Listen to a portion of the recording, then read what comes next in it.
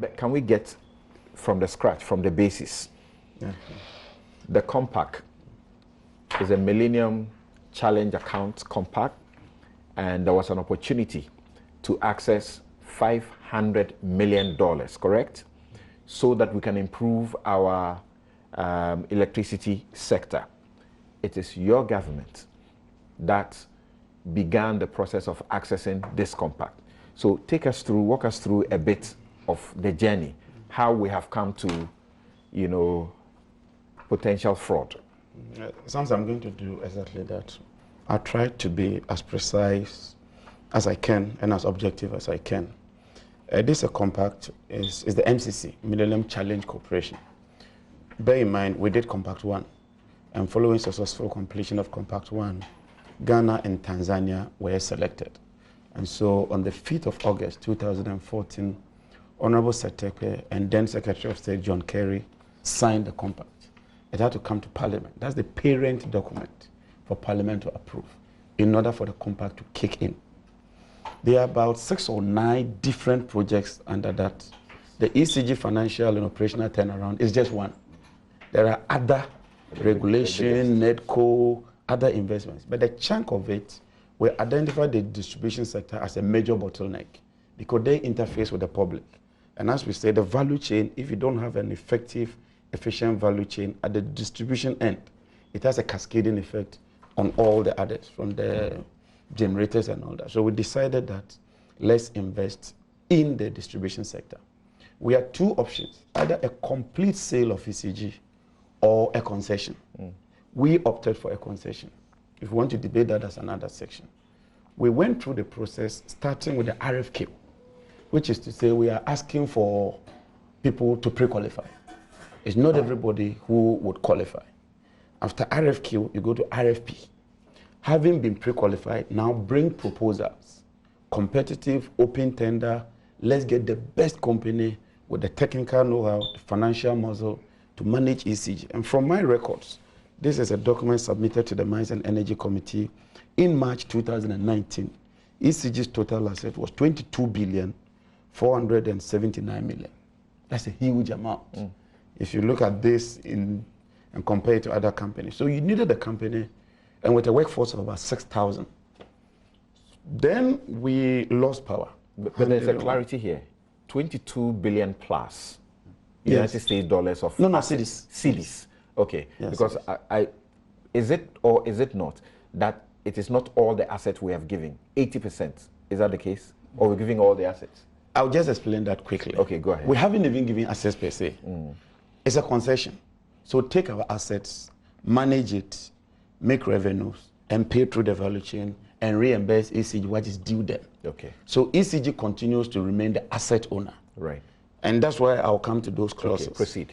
Then about 500 million, like you said, will be invested. But the concessionaire also would invest about 580 million over a 5-year period. Because you can't just take ECG's assets and just make money. Your duty is to also invest and ensure that you improve the operational efficiency. At that time, the losses were about 23%. That means that for every 100 CD of power that goes through the pipeline, 23 is lost. They were supposed to reduce it on an annual basis to about 8, which is the international benchmark standard. Like I said, we lost. NPP took over, and they decided to change the concession a bit. They decided that they would change the duration. They decided that they would change it and bring so-called 51% local partnership. It's for government to make its decision. So initially, the one coming in to assist us was supposed to be all of it. No. But the NPP's decision after a one power was that we will give 51% of the stake to Ghanaians. No. We don't want. Yes, explain that. No. We insisted that you have a minimum of 20%. That was the threshold. You could go up. Okay. NPP says a minimum of 51. Okay. At that time, we had pre-qualified about 6 or so companies. We had categorized them into tier 1, tier 2, and tier 3 based on a proper laid down criteria. So when they took over and they changed the structure, all the category 1 companies pulled out. All the category 2 companies pulled out. and we're left with Miracle of Manila and BXC. And for reasons that I don't want to go in because the matter is in court, BXC was disqualified. So we're left with the sole company. BFC didn't leave on its own. No, they didn't leave on their own. They were disqualified. They are in court. All right. That's why I said I don't want to get into that matter. Okay. At that moment, I began to ring and to sound alarm bells. That look, if you wanted a 51, then prepare a fresh document, open up the RFQ, so that they can then come and be looking for local partners anyhow they want it. Then you go through the process. That is what I proposed. And I issued a quite some statement, but that did not happen. Fast forward, we are left with only one company. So Miracle is selected. And at the time, you were literally the only man in charge of the sector. I don't understand. I left power. You had left. No, I mean, when you're saying the proposals, when you were making the early stages. Yes. At the stage before you left, before your government left office, you were the only minister in charge of the energy sector. No. Oh. No. I wasn't even a minister. Deputy minister. I was a deputy minister. No, he was deputy, but he had no minister. I had a minister. You had a minister Full subsequently. Minister. Okay, thank you. No, finance minister, but not energy. He was the only one left. No, let me explain the architecture for you. Under our constitution, I can't act as a minister. Okay. Unless I'm appointed I go through vetting and I'm sworn in. I can't even sign certain things. I cannot be a cabinet member. And so in Ghana's architecture, anytime there's the absence of a minister or a vacancy, another minister is appointed to act. And in that ministry, a lot of people have acted for 1 year, 2 years. It's not a new phenomenon. Okay. So Honorable Tekwe was appointed as the supervising minister. So he was occupying 2 portfolios. Okay. And I was his deputy. All right, good. Admittedly, I did a lot more work under him because he gave me a lot of leverage. And he had so much to do. So that is it. But he was the minister. So we've left office. And I'm saying that when I began to ring the alarm bells, I was then a member of parliament. I had left power. Then, as part of the conditions, this concession ought to come to parliament for approval. So I have a document here dated 3rd July, signed jointly by Honorable Boache Jako and Ken Foriata. 2018. 2018. Right. To appear before us for. That is where I can then peruse the issues and look at them critically. And I was looking out for some issues, because we had 45 conditions precedent. All those 45 ought to have been met before PDS takes over. So it wasn't PDS. When they came, it was Miracle. And they said that, look, we want Miracle, we'll give it to Miracle. Then Miracle will go out and look for local partners to constitute that 51. And that's what happened. I thought that was problematic. So after Miracle was announced as the winner, some companies were incorporated. I thought that was problematic.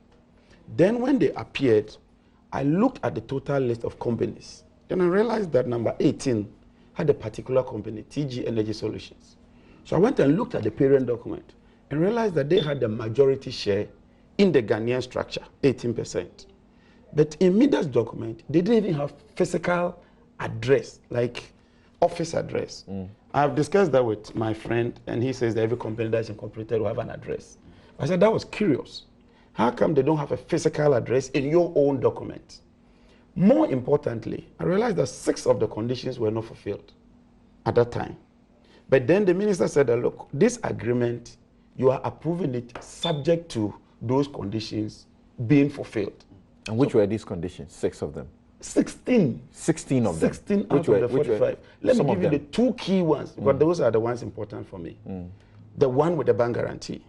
We approved subject to the placement of a bank guarantee, not an insurance guarantee. Okay.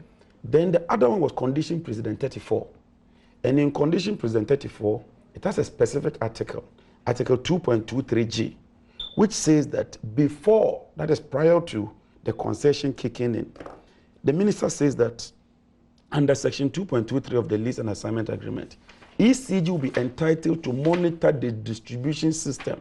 It is a condition precedent to the transfer date, which means that ECG and PDS would have signed an article or protocol. So the ECG will monitor them on a continuous basis to ensure that they meet those conditions. As I speak to you, those conditions have not been met. And so it's not just about the bank guarantee. I'm more particular about ECG being able to manage and monitor its assets. And you are saying these conditions precedent ought to have been fulfilled prior to the handing over of the asset to PDS in March of this year. Yes. Okay. And you see, ECG says that transfer date occurred on 1st of March. 29 condition precedent were satisfied. 16 were remaining.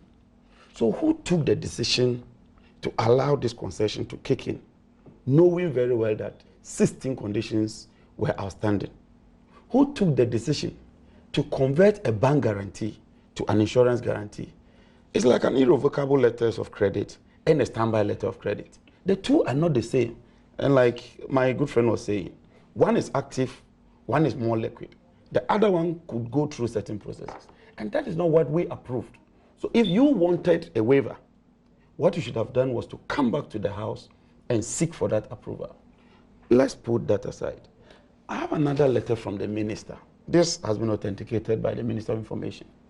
He himself realized that on the 27th of March, the PDS structure was running into problems. And this is the Minister of Finance. This is the Minister of Finance, Ken Oforiatta.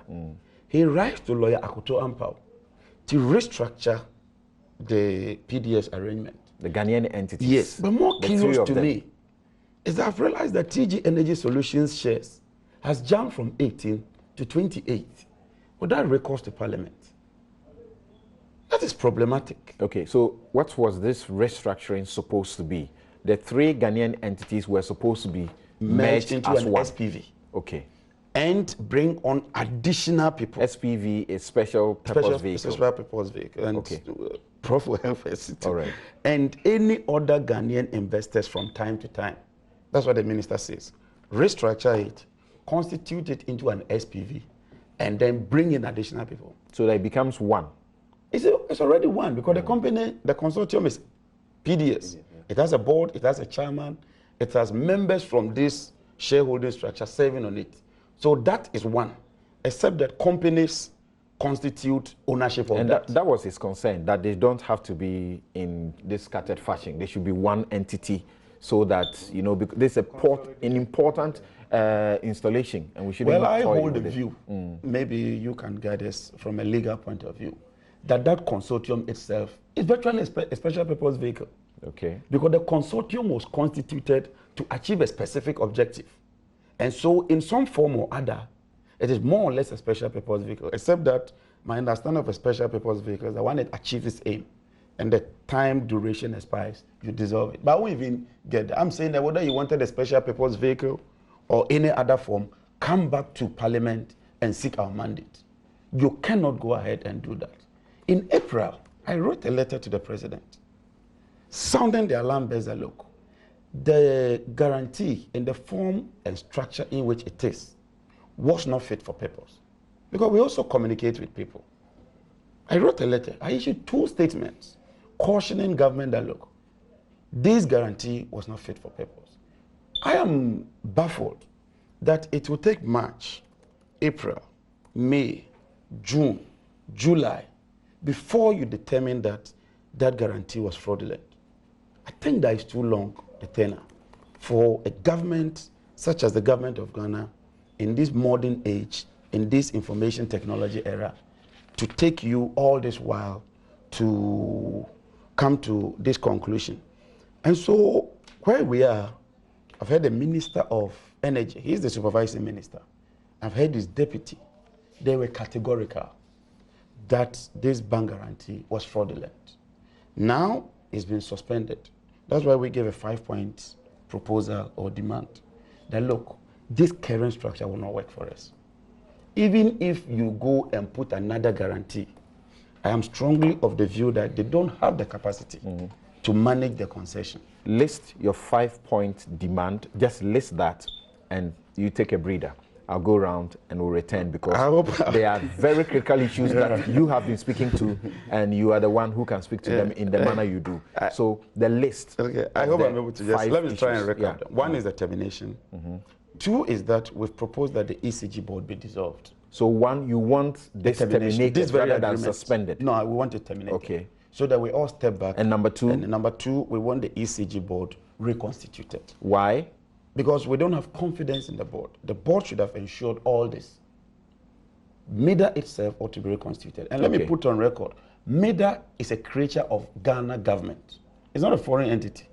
Ministers serve on that board. 3, because now ECG has taken over the management, we are proposing that the management be made to sign some performance bonds or contracts so that with KPIs, so you can monitor them. Yes, 4. 4, any monies that PDS has collected and is still keeping, those monies should be refunded. And then 5 is the element of fraud. We hold the view that the law must take its course. But I've added a civil element for fraud. Yes, if that's what the minister, I've added a civil element, and that's critical for me. But I hold the view that the cash waterfall mechanism should be implemented immediately. Okay.